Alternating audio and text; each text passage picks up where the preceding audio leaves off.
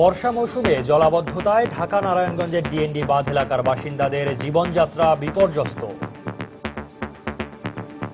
পানিতে গা হয়ে গেছে, তারপরে পানিতে ঠান্ডা লেগে গেছে। প্রত্যেক বছরে বছরে এইভাবে পানি উঠে ওঠে। সমস্যা সমাধানে উদ্যোগ নেই, শিকার পানি উন্নয়ন বোর্ডের। লোকাল প্রযুক্তিতে এগুলো প্রতি বছর রিপেয়ার মেইনটেনেন্স করা হয়। এখন যদি এই নতুন পাম্পিং প্লান্ট আরো অ্যাটলিস্ট 3টা করা যায় এলাকায়, তার মানুষের এই কষ্টটা থাকবে না। টানা বৃষ্টি ও পাহাড়ি ঢলে কক্সবাজারের 8 উপজেলায় ব্যাপক ক্ষয়ক্ষতি, যোগাযোগ ব্যবস্থা ব্যাহত। পানি নষ্ট করে নিয়েছে, বাড়িঘর সবকিছু তুলে নিয়ে গেছে। ধান ক্ষেত যা আছে তা নষ্ট হয়ে গেছে। আমরা ওয়াইসা অনাহারে অনাদারে রোডে বসবাস করছি। রাস্তাঘাটে অনেক বেহাল দশা আর কি, ভাঙাচোরা সব জায়গায়। দেখছিলেন বিশেষ শিরোনাম। রাত 11টার সময় সঙ্গে আছি আমি সজল দাস এবং আমি সৌমিত্র শুভ্র। এবার অন্যান্য শীর্ষ সংবাদ। বঙ্গোপসাগরে বিমান বাহিনীর প্রশিক্ষণ বিমান বিধ্বস্ত, উদ্ধারে নৌ ও বিমান বাহিনীর সাথে নেমেছে কোস্টগার্ডও। শিক্ষানবিশ পাইলট নিখোঁজ। বিএনপি জামায়াতের 3 মাসের জ্বালাও পোড়াও না হলে দেশে জিডিপি প্রবৃদ্ধি 7% ওপর হতো। সংসদে বাজেট সমাপনী বক্তব্যে প্রধানমন্ত্রী। ক্ষমতায় টিকে থাকতেই সরকারি কর্মকর্তাদের বেতন বাড়ানো হয়েছে, সাধারণ মানুষের দিকে নজর নেই সরকারের, মন্তব্য বেগম জিয়ার। এবং একাদশ শ্রেণীতে ভর্তির প্রথম দিনেই কলেজগুলোতে শিক্ষার্থীদের ভিড়, ফলাফল ডাউনলোড করতে না পারায় ভর্তি প্রক্রিয়া ব্যাহত, নানা অভিযোগ। স্কুল থেকে আপনার বিভিন্ন কাগজপত্র ডকুমেন্টস জোগাড় করে কলেজে এসে ভর্তি হওয়াটাই সময়টা অনেক কম হয়ে গেছে আমার মতে। আমার ছেলের গোল্ডেন আসছে, অথচ আমার ছেলের কোনো কলেজে আসতেছে না।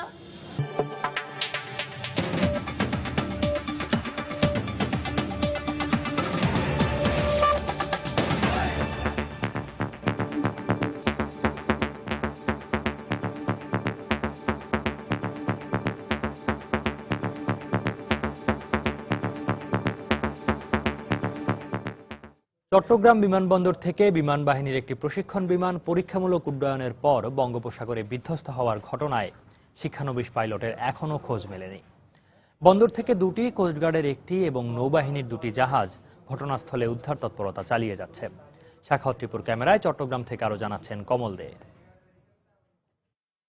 বিমান বাহিনীর ফাইটার জঙ্গি বিমান এবং তার একমাত্র পাইলট ফ্লাইট লেফটেন্যান্ট তামহিদের কোনো খোঁজ পাওয়া যায়নি। সকাল 11টায় বিএফ জহুরুল ঘাঁটি থেকে উড্ডয়নের পর 11:14 টাওয়ারের সাথে তার সংযোগ বিচ্ছিন্ন হয়ে পড়ে। এরপর থেকে এই বিমানটি উদ্ধারের জন্য নৌবাহিনীর 2টি, কোস্টগার্ডের 2টি এবং চট্টগ্রাম বন্দরের 2টি জাহাজ সহ 6টি জাহাজ এবং বিমান বাহিনীর 3টি হেলিকপ্টার একযোগে গভীর বঙ্গোপসাগর এলাকায় তল্লাশি চালায়, কিন্তু শেষ পর্যন্ত তার কোনো খোঁজ পাওয়া যায়নি। শিপ থেকে আমাদেরকে একজন ফোন করছে, আমরা এখানে সাগরে বুট চালাই, বলছে যে এখানে একটা একটা জেট বিমান এখানে আসা গভীর সমুদ্রে আসা ওদের যে শিপের পাশে পড়ে গেছে। ওটা আমরা আসি অনেক চাইছি, ওটা দেখছি বা ওটা আমরা দেখি নাই। তবে স্থানীয় মাঝিমালারা জানিয়েছেন এই বিমানটি এই ব্র্যাভো পয়েন্টে বিধ্বস্ত হয়েছে। এরপর তারা ঘটনাস্থলে এসে বিমানের 3টি টুকরো উদ্ধার করে কোস্টগার্ডের কাছে হস্তান্তর করেছে। 2টা টুকরা পাইছি বিমানের পাশটা লাগানো থাকে, ওই টুকরা আমরা স্পর্শ করি নাই।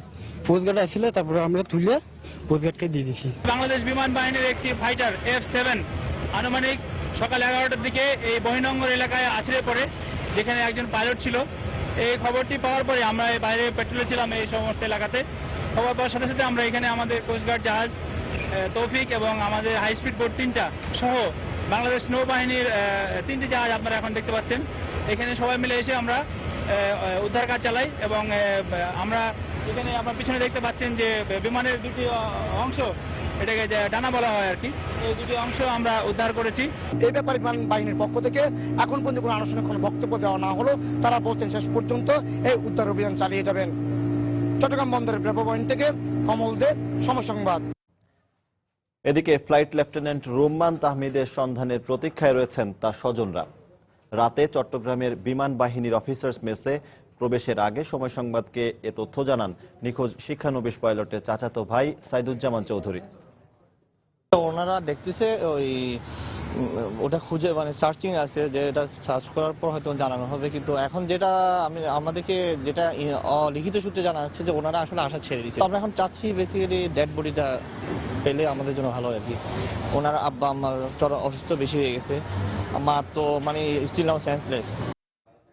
বিএনপি জামায়াতের জ্বালাও পোড়াও আর হত্যা নাশকতার পরও বর্তমান সরকার জিডিপি প্রবৃদ্ধি 6.5% ধরে রাখতে সক্ষম হয়েছে বলে মন্তব্য করেছেন প্রধানমন্ত্রী শেখ হাসিনা। তিনি আরো বলেন, টানা 3 মাসের জ্বালাও পোড়াও না হলে জিডিপি প্রবৃদ্ধি 7%-এর ওপরে নেওয়াও সম্ভব হতো। সকালে জাতীয় সংসদের ষষ্ঠ অধিবেশনে বাজেট আলোচনায় বক্তব্য দিতে গিয়ে প্রধানমন্ত্রী এ কথা বলেন। মাথাপিছু আয় বৃদ্ধি পেয়েছে। আগে যেখানে একজন দিনমজুর যা কামাই করতো 2-3 কিলো চাল কিনতে পারতো না, আজকে 10-12 কিলো চাল সে কিনতে পারে। আমাদের জিডিপি বিশ্বব্যাপী অর্থনৈতিক মন্দা, উন্নত দেশ যেখানে জিডিপি ধরে রাখতে পারে নাই, সেই বৈশ্বিক মন্দা থাকা সত্ত্বেও এবং বিএনপি চেয়ারপারসন বেগম খালেদা জিয়া বলেছেন, ক্ষমতায় টিকে থাকার জন্যই সরকারি কর্মকর্তাদের বেতন বাড়িয়েছে সরকার। সাধারণ মানুষের দিকে এই সরকারের কোনো নজর নেই। রাজধানীতে জাতীয় গণতান্ত্রিক পার্টি জাকপা আয়োজিত ইফতার পার্টিতে প্রধান অতিথি হিসেবে যোগ দিয়ে এ মন্তব্য করেন বেগম জিয়া। লুটপাট ও দখলের মাধ্যমে দেশ ধ্বংস করার জন্য আওয়ামী লীগের লোকজন মাঠে নেমেছে বলেও অভিযোগ করেন তিনি। আজকে বাংলাদেশকে ধ্বংস করার জন্য আওয়ামী লীগের লোকজনকে নামানো হয়েছে। বিভিন্ন জায়গায় লুটপাট করা, দখল করা, বিভিন্ন শিক্ষা প্রতিষ্ঠানগুলিতে বিশৃঙ্খলা সৃষ্টি করে বন্ধ করে দেওয়া আর ড্রাগে আমদানি করছে তারা। দেশ আজকে গণতন্ত্রহীন। আজকে প্রতি পদে পদে মানুষ বিপদের সম্মুখীন।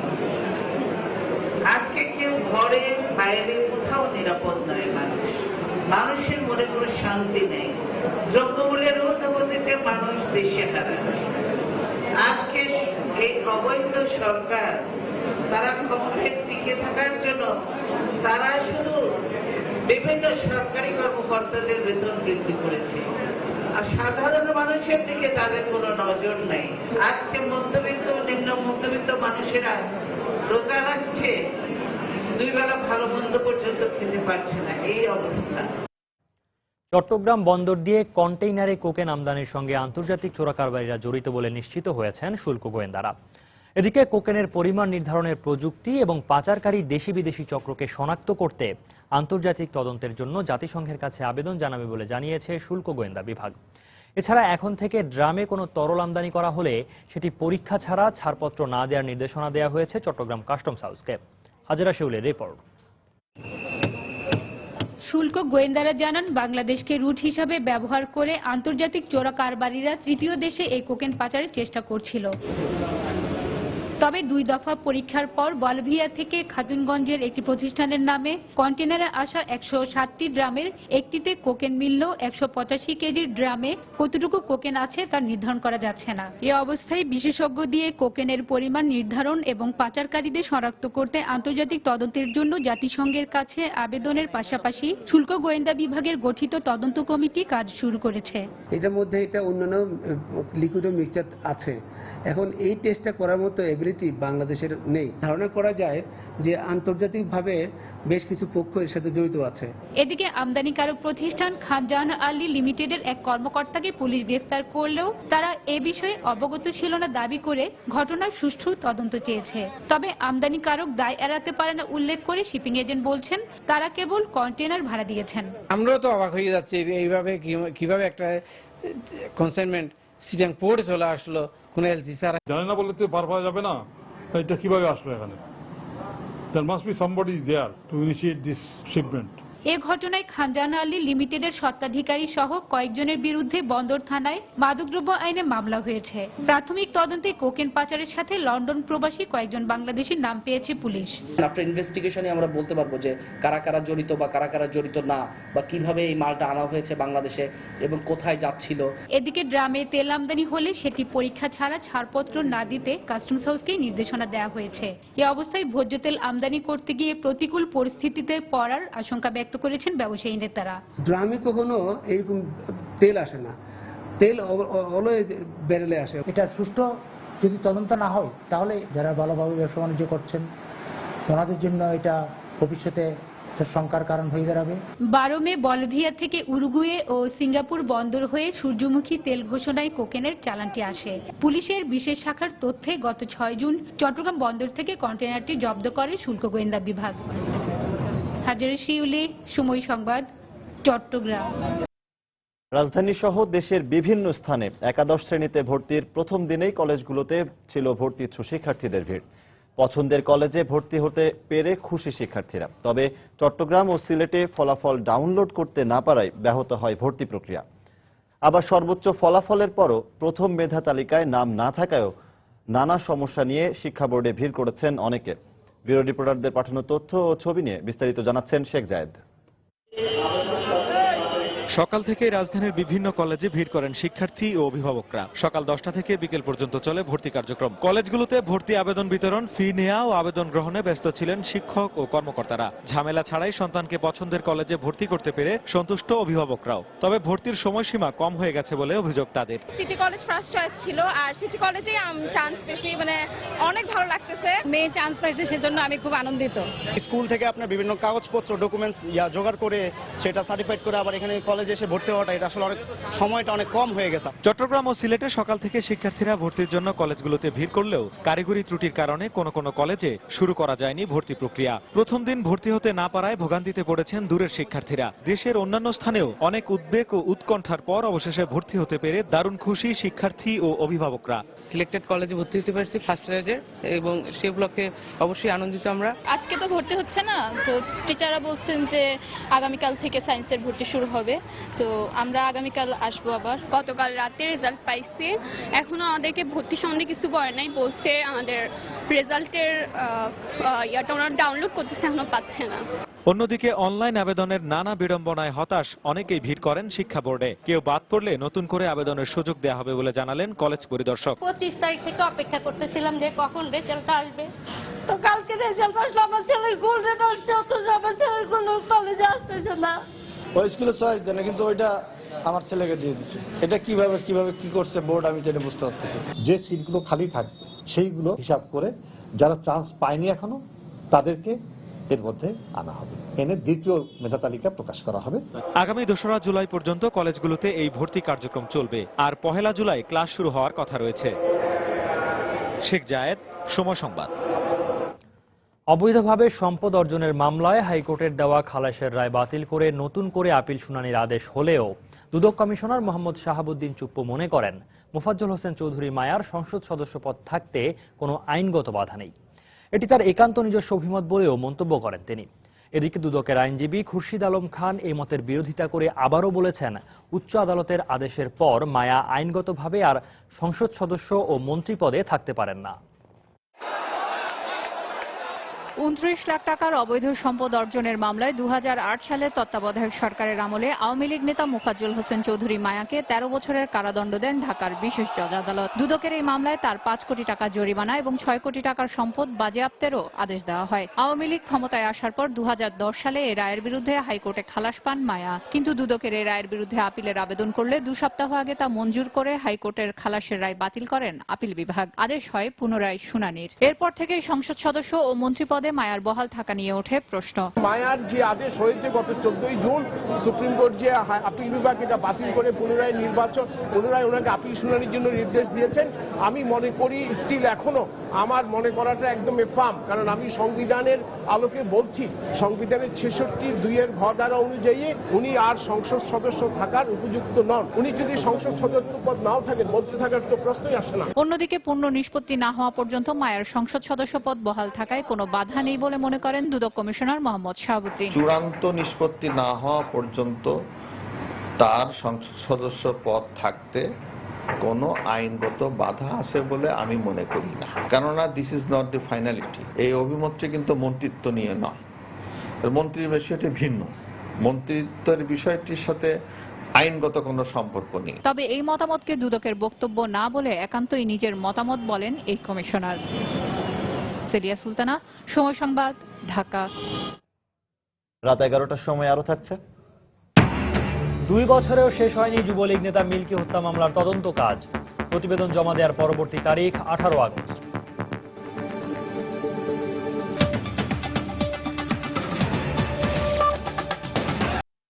মূল্য সংযোজন কর আইনে অব্যাহতি সীমা 24 লাখের পরিবর্তে 30 লাখ টাকার প্রস্তাব করে মূল্য সংযোজন কর ও সম্পূরক শুল্ক আইন 2012 এর সংশোধনের প্রস্তাব অনুমোদন দিয়েছে মন্ত্রিসভা।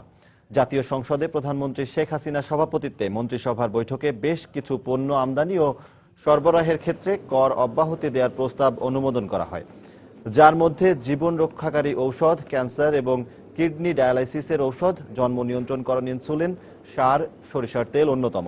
বৈঠকে মানবদেহে অঙ্গ প্রত্যঙ্গ সংযোজন আইনের খসড়া অনুমোদন দেওয়া হয়। এছাড়া কোর্ট ফি সংশোধন আইনের খসড়া চূড়ান্ত অনুমোদন দেয় মন্ত্রিসভা। নতুন এই আইন বাস্তবায়ন হলে পেমেন্টের মাধ্যমে অনলাইনে কোর্ট ফি জমা দেওয়া যাবে। হত্যার প্রায় 2 বছর হতে চললেও এখনো শেষ হয়নি যুবলীগ নেতা রিয়াজুল হক খান মিল্কি হত্যা মামলার তদন্তের কাজ। আজও দাখিল না হওয়ায় মামলার অধিকতর তদন্ত প্রতিবেদন দাখিলের জন্য 18 আগস্ট দিন ধার্য করেছেন আদালত। সকালে ঢাকা মহানগর হাকিম জাহাঙ্গীর হোসেনের আদালত এই তারিখ ধার্য করেন। 2013 সালের 29 জুলাই রাতে রাজধানীর গুলশানের শপার্স ওয়ার্ল্ডের সামনে দুর্বৃত্তের হাতে খুন হন যুবলীগ নেতা রিয়াজুল হক খান মিল্কি। পরে ওই দোকানের ক্লোজ সার্কিট ক্যামেরার ধারণ করা ভিডিও চিত্র দেখে পুলিশ নিশ্চিত হন এ ঘটনার সাথে জড়িত রয়েছেন মিল্কির এক সময়ের সহযোগী যুবলীগের আরেক নেতা জাহিদ সিদ্দিকী তারেক সহ কিছু ভাড়াটে খুনি। ঘটনার পর র্যাবের হাতে গ্রেপ্তার হয়ে বন্দুকযুদ্ধে মারা যান তারেক। এ ঘটনায় তার ছোট ভাই গুলশান থানায় 11 জনের নাম উল্লেখ করে অজ্ঞাত 5 জনকে আসামি করে একটি হত্যা মামলা দায়ের করেন।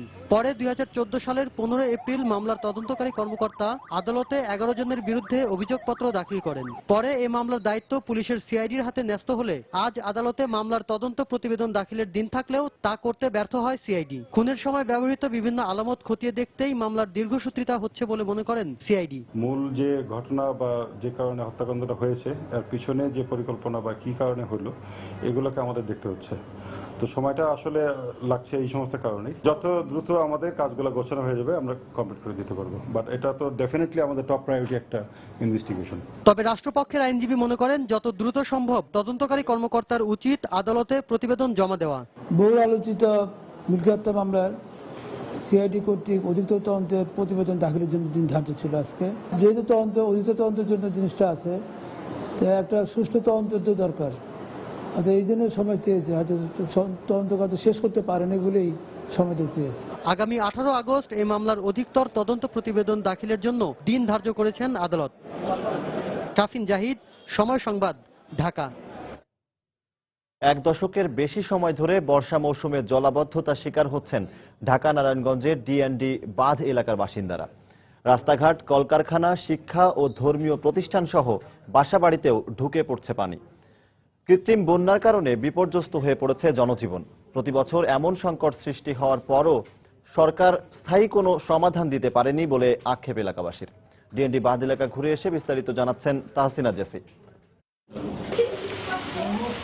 ডিএনডি বাঁধের মিঝমিঝি এলাকার এই বাড়ির বাসিন্দারা কয়েকদিন ধরেই পানিবন্দী। তবে এমন ঘটনা নতুন নয় তাদের কাছে, কারণ প্রতি বছরই বর্ষার সময় এমন জলাবদ্ধতার শিকার হন এই এলাকার বাসিন্দারা।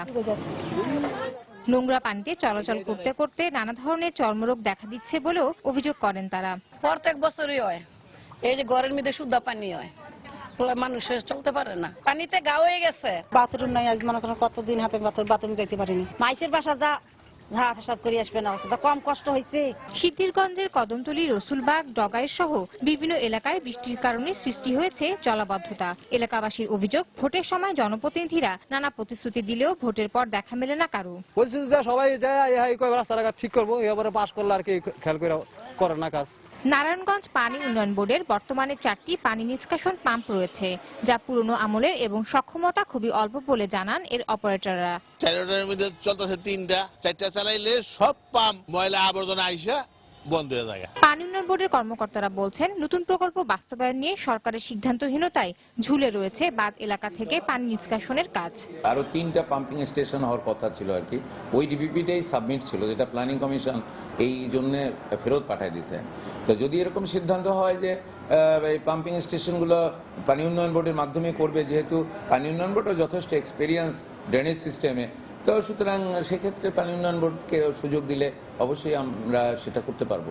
ঢাকা ও নারায়ণগঞ্জকে বন্যা থেকে রক্ষা করার জন্য 1968 সালে এই ডিএনডি বাঁধ তৈরি করা হয়েছিল, কিন্তু কালক্রমে বাঁধ এলাকায় অপরিকল্পিত নগরায়ন এই এলাকায় স্থায়ী জলাবদ্ধতা সমস্যা সৃষ্টি করেছে বলে মনে করেন এই প্রকৌশলী। তাহসিনা জেসি, সময় সংবাদ, ঢাকা। ঈদের আগে বেতন বোনাস পরিশোধের ব্যাপারে শ্রমিকদের সব ধরনের যৌক্তিক দাবি মেনে নেওয়া হবে বলে জানিয়েছেন তৈরি পোশাক শিল্প মালিকদের সংগঠন বিজিএমইএর সহসভাপতি রিয়াজ বিন মাহমুদ। সকালে বিজিএমইএ ভবনের সামনে 20 রমজানের আগেই বেতন বোনাস পরিশোধের দাবিতে শ্রমিক নেতারা মানববন্ধন করেন।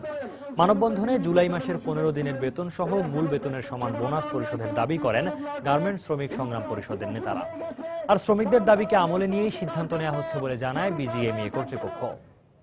দেশ যদি এক হয়, আইন যদি এক হয়, হাজির করেছে সেই শ্রমিকরা আজকে শ্রমিকরা যাতে এইদের আনন্দ থেকে জুন মাসের পূর্ণ বেতন এবং জুলাই মাসের 15 দিনের অর্থাৎ অর্ধেক বেতন, তার সাথে বেসিকের সমান বোনাস, কোথাও যেন বিভিন্ন প্রকারের বোনাস না দিয়ে একই রকমের বোনাস হবে, সেটা 1 মাসের বেসিকের সমান।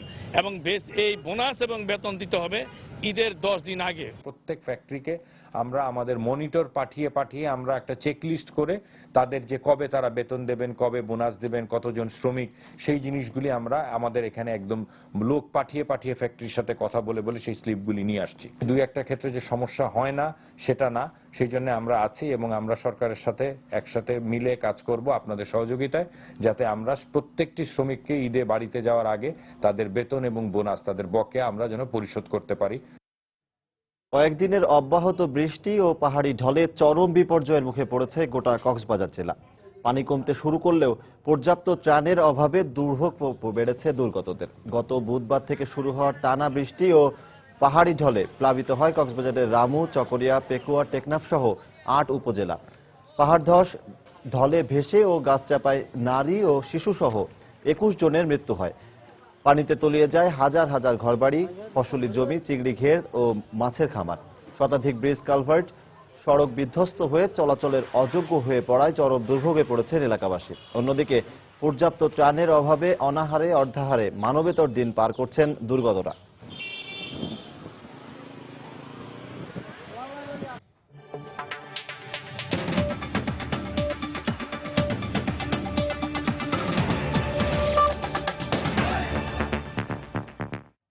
ইরানের পরমাণু কর্মসূচি নিয়ে চূড়ান্ত চুক্তিতে পৌঁছাতে আরও সময় লাগবে বলে আভাস দিয়েছেন আলোচনায় অংশ নেওয়া প্রতিনিধিরা। আগামীকাল এই চুক্তি হওয়ার কথা ছিল, তবে এখনও বিভিন্ন বিষয়ে দুই পক্ষের মধ্যে মতপার্থক্য রয়ে গেছে। এদিকে ইরানের সর্বোচ্চ ধর্মীয় নেতা আয়াতুল্লাহ আলী খামেনির সঙ্গে আলোচনার অগ্রগতি নিয়ে কথা বলতে তেহরানে ফিরে গেছেন দেশটির পররাষ্ট্রমন্ত্রী জাভেদ জারিফ। রোববার ভিয়েনা ত্যাগের আগে মার্কিন পররাষ্ট্রমন্ত্রী জন কেরির সঙ্গে প্রায় 20 মিনিট ধরে আলোচনা করেন জারিফ। ইরানের ওপর থেকে কি কি নিষেধাজ্ঞা প্রত্যাহার করা হবে এবং ইরানের পরমাণু স্থাপনায় আন্তর্জাতিক পর্যবেক্ষকদের প্রবেশাধিকার দেয়া হবে কিনা, এসব প্রশ্নে ভিন্নমতের কারণেই চুক্তিটি আটকে আছে বলে জানায় বিভিন্ন গণমাধ্যম। এর মধ্যে ইরানের সঙ্গে চুক্তিতে পৌঁছার উদ্যোগ থেকে সরে আসতে বিশ্ব শক্তিগুলোর প্রতি আহ্বান জানিয়েছে ইসরায়েল।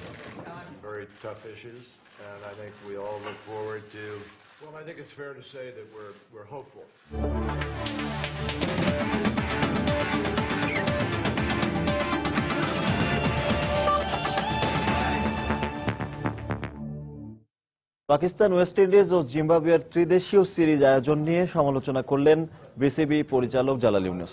তবে আইসিসির নতুন নিয়ম অনুযায়ী দেশগুলোর এমন আয়োজন করতে পারে বলেও জানান তিনি।